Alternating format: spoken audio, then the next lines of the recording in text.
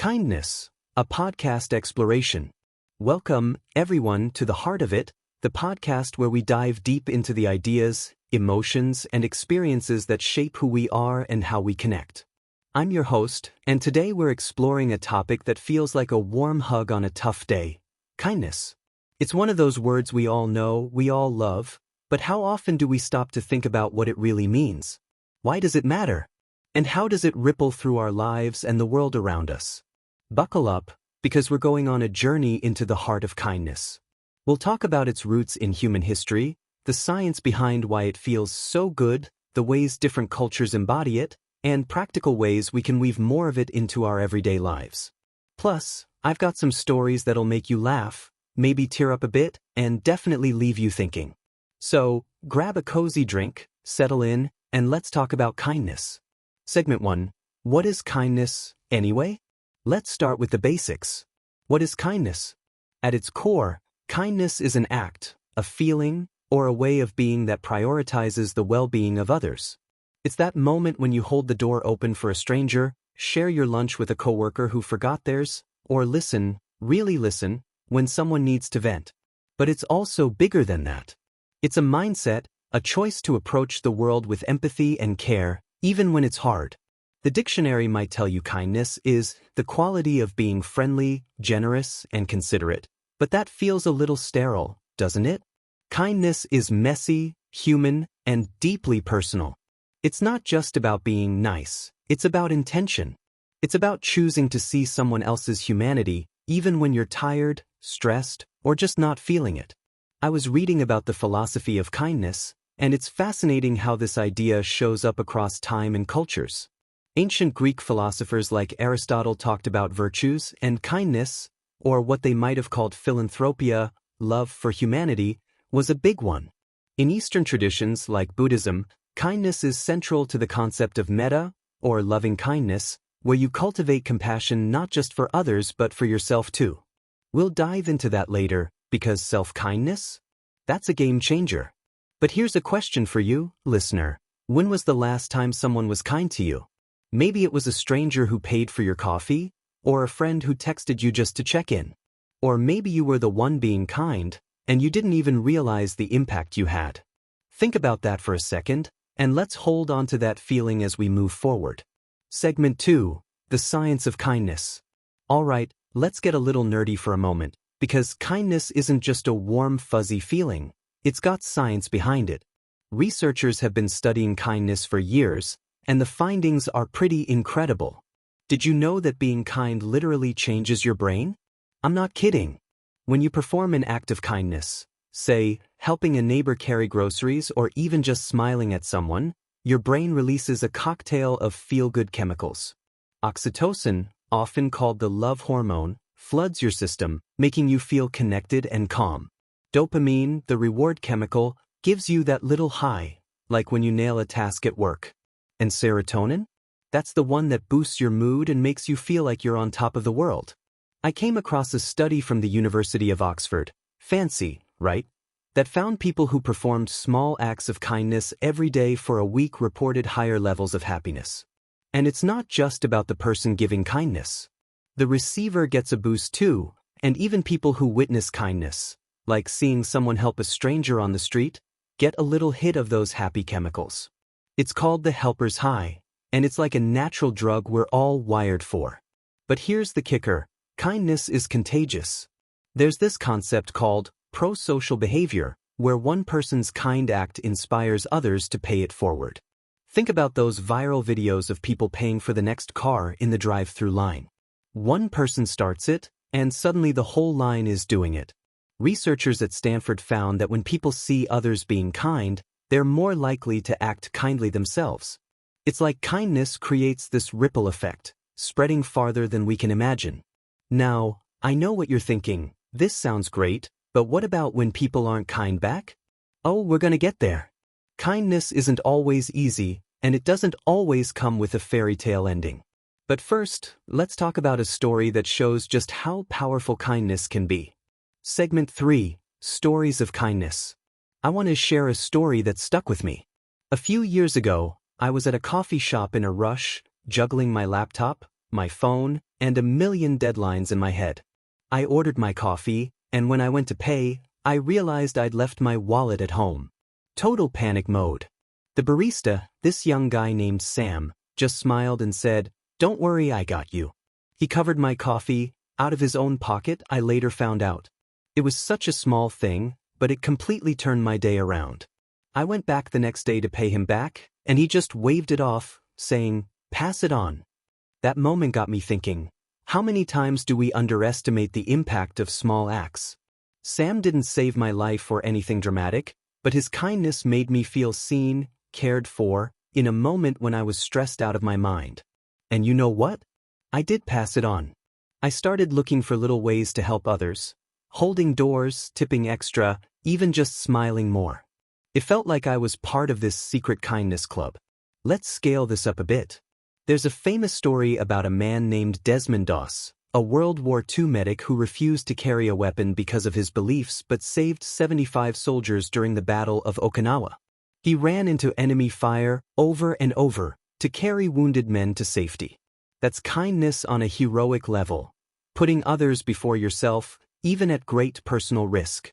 But whether it's a barista covering your coffee or a medic saving lives, the root is the same: seeing someone else's need and acting on it. I'd love to hear your stories, listeners. What's a moment of kindness that changed your day or your life? Drop us a message and maybe we'll share it on a future episode. For now, let's explore how kindness shows up around the world. Segment 4. Kindness across cultures. Kindness might feel universal, but the way it's expressed? That's where things get interesting. Every culture has its own flavor of kindness, shaped by history, values, and social norms. In Japan, there's this beautiful concept called omotenashi, which is all about selfless hospitality. It's the idea of anticipating someone's needs before they even ask, like a host refilling your tea before you realize it's empty. I experienced this once at a small ryokan, a traditional Japanese inn. The staff didn't just serve dinner, they made it feel like you were family, remembering little details about what you liked. It wasn't just politeness, it was kindness with intention. In South Africa, the philosophy of Ubuntu captures kindness in a communal way.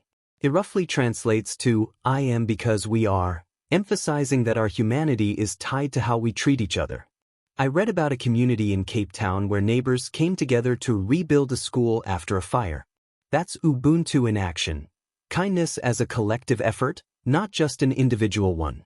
Even in places where resources are scarce, kindness shines through. In rural India, there's a tradition called Langar in Sikh communities, where temples serve free meals to anyone, regardless of background. Volunteers cook and serve thousands of meals a day, no questions asked. It's kindness as a radical act of equality. But let's be real, kindness isn't always universal in practice. Cultural misunderstandings can make things tricky. What's kind in one place, like offering a direct compliment, might feel intrusive in another. And then there's the flip side. What happens when kindness is exploited? Or when it's hard to be kind because of cultural or personal barriers? We'll dig into that next. Segment 5. The challenges of kindness. Kindness sounds great on paper, but let's talk about the hard stuff. Being kind isn't always easy, and it doesn't always feel good right away. Sometimes it's exhausting. Sometimes it feels like you're giving and no one's giving back. And sometimes people take advantage of your kindness. I remember a friend of mine, Lisa, who's the kind of person who'd give you the shirt off her back. She was always helping a coworker with extra tasks, staying late, picking up the slack. But then that coworker started expecting it, even taking credit for Lisa's work. She felt burned, and honestly, she started questioning whether kindness was worth it. This is where boundaries come in. Kindness doesn't mean being a doormat. It's about giving from a place of strength, not obligation. Dr. Brené Brown, the vulnerability guru, talks about this a lot.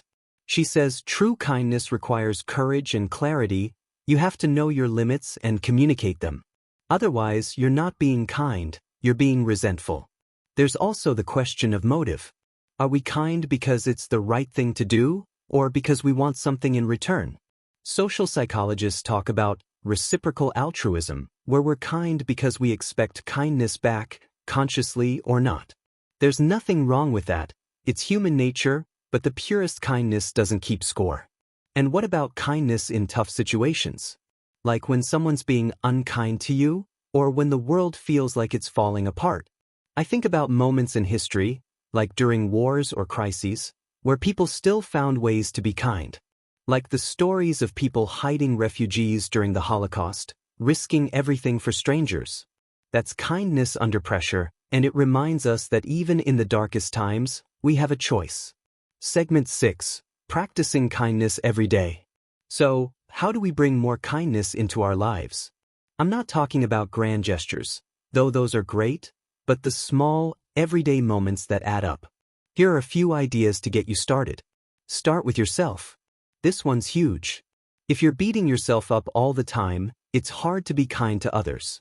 Try writing down one thing you appreciate about yourself each day. It sounds cheesy, but it works. Listen actively. Next time someone's talking to you, put your phone down and really hear them. Ask questions. Show you care. It's a small act that means the world. Random acts of kindness. Pay for someone's coffee, leave a kind note for a coworker, or help a neighbor with a chore.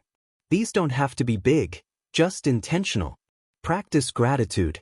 When you're grateful, you're more likely to notice opportunities to be kind. Try keeping a gratitude journal and see how it shifts your perspective.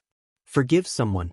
This one's tough, but letting go of a grudge is a profound act of kindness, for them and for you. I want to challenge you, listener, to try one of these this week. Just one.